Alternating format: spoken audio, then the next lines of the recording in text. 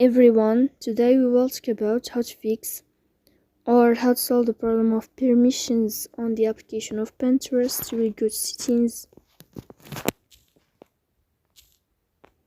like this. Here on this page we go to apps, default apps, app settings.